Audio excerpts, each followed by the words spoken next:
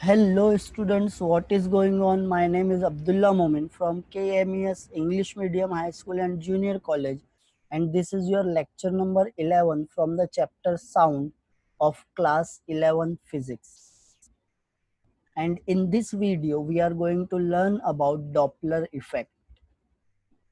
So whenever ambulance blowing a siren passes besides you, you will hear the increasing intensity of sound when the ambulance is approaching towards you, and when it is moving away from you, the pitch of the sound goes on decreasing.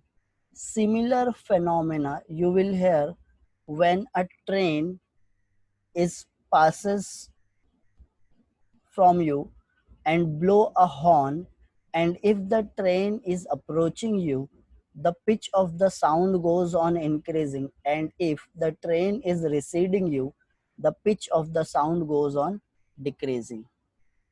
So this phenomena is nothing but Doppler effect. So what is Doppler effect? Let us see the definition. So when a source of sound and a listener are in motion relative to each other, the frequency of sound heard by the listener is not the same as the frequency emitted by the source. तो जब एक source है sound का, वो एक listener है, वो दोनों के बीच में रिलेटिव मोशन है, तो जो फ्रीक्वेंसी का साउंड सोर्स एमिट कर रही है वो फ्रीक्वेंसी लिसनर को तक नहीं पहुंचती, उससे या तो इंक्रीज हो जाएगी फ्रीक्वेंसी या तो डिक्रीज हो जाएगी, डिपेंड करता है वो सोर्स और लिसनर अप्रोच कर रहे हैं या रिसीड कर रहे हैं। तो ये फिनोमेना को हम क्या बोलते हैं? Doppler effect. So Doppler effect is the apparent change in frequency of sound due to the relative motion between the source and listener. तो जब सोर्स और लिसनर मूव होते हैं तो फ्रीक्वेंसी में चेंज होता है, किसकी वजह से होता है? Due to the relative motion. Relative motion की वजह से हम इसको ही डॉपलर इफेक्ट बोलते हैं। Doppler effect is a wave phenomena. It happens to the wave only, sound wave और लाइट वेव दोनों में ये डॉपलर इफेक्ट होता है। It holds for sound wave and also for electromagnetic waves, दोनों वेव्स के लिए है ये। तो डॉपलर इफेक्ट क्या है? तो हमारे पास एक फॉर्मूला है डॉपलर इफेक्ट का, n is equal to n not v plus minus v l divided by v minus plus v S.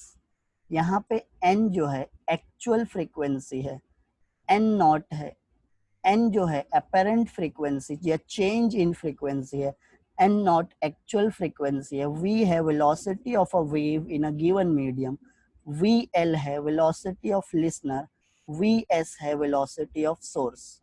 और यहाँ पे आप दो साइन देख रहे हो, न्यूमरेटर में प्लस माइनस और डिनोमिनेटर में माइनस और प्लस है। तो when the upper sign means upper sign अगर न्यूमरेटर में ले रहे हैं तो प्लस है अपर साइन और डिनोमिनेटर में अपर साइन माइनस है, should be chosen during the relative approach. मतलब जब सोर्स और ऑब्जर्वर या लिसनर अप्रोच कर रहे हैं तो हम अपर साइन यूज करेंगे, और लोअर साइन कब यूज करेंगे? जब सोर्स और लिसनर रिसीड कर रहे हैं, मतलब एक दूसरे से दूर जा रहे हैं। And it must be remembered that when you are deciding the sign for any one of these, the other should be considered to be rest। अगर आप लिसनर के लिए ले रहे हो तो सोर्स रेस्ट में रहना चाहिए, और अगर आप सोर्स के लिए ले रहे हो तो लिसनर रेस्ट में रहना चाहिए। तो यहाँ पे कुछ केसेस देख लेते हैं डॉपलर इफेक्ट में। तो हमारे पास ये फॉर्मूला है, ये याद रखना है। Source moving and listener is stationary, मतलब अभी सोर्स मोशन में है तो कुछ ना कुछ वेलोसिटी रहेगी सोर्स की, बट लिसनर अगर स्टेशनरी स्टेट में है तो वी एल की वैल्यू 0 है, तो यहाँ पे वी एल की वैल्यू 0 रहेगी। Source moving and listener stationary. अब मूविंग का मतलब ये अप्रोच कर रहा है या रिसीड कर रहा है वो डिसाइड। तो हमको दो फॉर्मूला मिलेगा। ये फर्स्ट फॉर्मूला क्या है? When source and listener are approaching, तो हम अपर नोटेशन यूज करने वाले हैं। अप्रोच कर रहे हैं तो अपर साइन, मतलब न्यूमरेटर में भी प्लस और डिनोमिनेटर में ये प्लस नहीं आएगा, यहाँ पे माइनस आएगा। तो ये प्लस को कैंसिल करके आप माइनस लिखोगे फॉर्मूला हो जाएगा n is equal to n not v l. Listener stationary state में है, मतलब वेलोसिटी ऑफ लिसनर 0 है, तो ये ऊपर v बचेगा और नीचे v माइनस वी एस। तो ये फॉर्मूला हम कब यूज करेंगे, जब सोर्स और लिसनर अप्रोच कर रहे हैं। ऐसे ही अगर सोर्स और लिसनर रिसीड करोगे तो आप डिनोमिनेटर में प्लस साइन लगाओगे, means lower sign. when source and listener receding, n is equal to n naught v upon v plus vs। Source motion में है, लिसनर स्टेशनरी स्टेट। तो ये दो फॉर्मूला हम यूज करेंगे स्पेसिफिक केसेस के लिए। अब एक न्यूमेरिकल है, वो सॉल्व कर लेते हैं। क्या दिया है numerical, a rocket is moving at a speed of 220 metre पर second towards a stationary target. एक रॉकेट है, वो एक स्टेशनरी टारगेट की तरफ मूव कर रही है, कितनी स्पीड से, 220 मीटर पर second. It emits a wave of frequency 12 hertz. और रॉकेट जो है वो एक वेव एमिट कर रही है जिसकी फ्रीक्वेंसी है 1200 hertz. Some of the sound reaching the target gets reflected back to the rocket as an echo. सामने टारगेट से कुछ वेव रिफ्लेक्ट बैक होके आ रही है तो इको सुनाई दे रहा है। Calculate the frequency of sound detected by the target. तो टारगेट जो फ्रीक्वेंसी डिटेक्ट करने वाला है इको के बाद, वो सुनाई दे, वो कैलकुलेट करना है इको से पहले। The frequency of echo detected by the rocket, फिर ये जो टारगेट से ये वेव इको जो हो रही है वापस टकरा के आ रही है, तो उसकी फ्रीक्वेंसी क्या होगी वो कैलकुलेट करना। और यहाँ पे दिया है कि वेलोसिटी ऑफ साउंड है 330 मीटर पर। तो हम फर्स्ट पार्ट कैलकुलेट कर लेते हैं कि अगर रॉकेट स्टेशनरी टारगेट की तरफ मूव हो रहा है, टारगेट को यहाँ पे आप लिसनर कंसीडर कर सकते हो, तो यहाँ पे VL0 रहेगा। रॉकेट है सोर्स जो वेव एमिट कर रही है, एक्चुअल में उसकी फ्रीक्वेंसी है 1200 हर्ट्ज और उसकी वेलोसिटी है 220। तो जो फ्रीक्वेंसी टारगेट डिटेक्ट करने वाला है वो फाइंड आउट करना है। तो given that target is at stationary state, तो VL को आप 0 ले लोगे और जो वेव एमिट कर रहे हैं वो रॉकेट वेव एमिट कर रहे हैं, मतलब रॉकेट है सोर्स, तो सोर्स की वेलोसिटी है 220 और स्पीड ऑफ साउंड है 330 और जो एक्चुअल फ्रीक्वेंसी वो एमिट कर रहे हैं वो है 1200।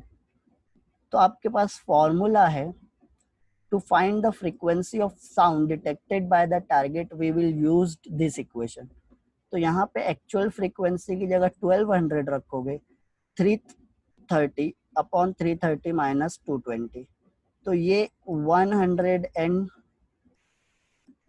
आ जाएगा और ये 330, ये 10 और ये 10 कैंसिल, 11 1 11, 11 3 33। तो ब्रैकेट सॉल्व करने के बाद आपको ब्रैकेट का आंसर मिल जाएगा 3।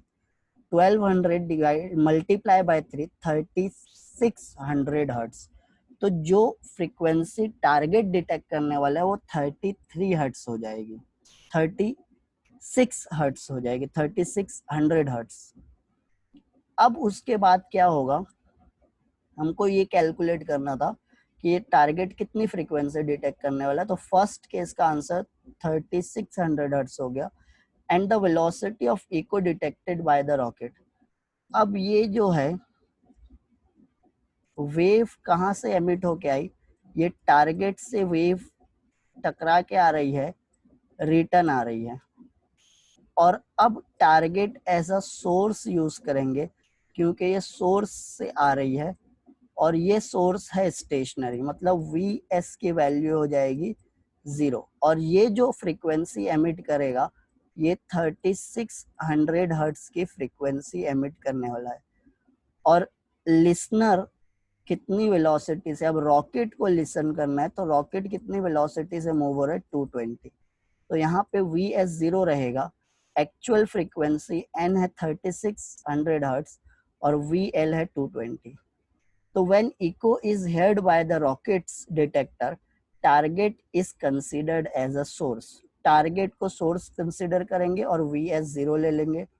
The frequency of sound emitted by the source is 3600 hertz जो एक्चुअल फ्रीक्वेंसी सोर्स से टकरा के, टारगेट से टकरा के सोर्स तक आ रही है, रॉकेट तक आ रही है, वो 3600 हर्ट्ज है. And the frequency detected by rocket is n dash. Now listener is approaching the source, so we have to use the formula.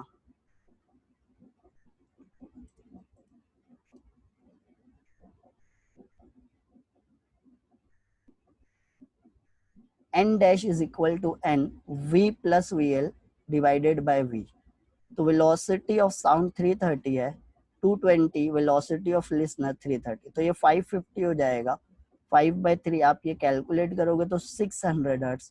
The frequency of echo detected by the rocket is 6000 hertz. That is the frequency. तो first वाले का answer है 3600 hertz, second part का answer है 6000 hertz. So that is your numerical. So thank you student, thank you very much. I hope you have understood it very well. I will see you next time.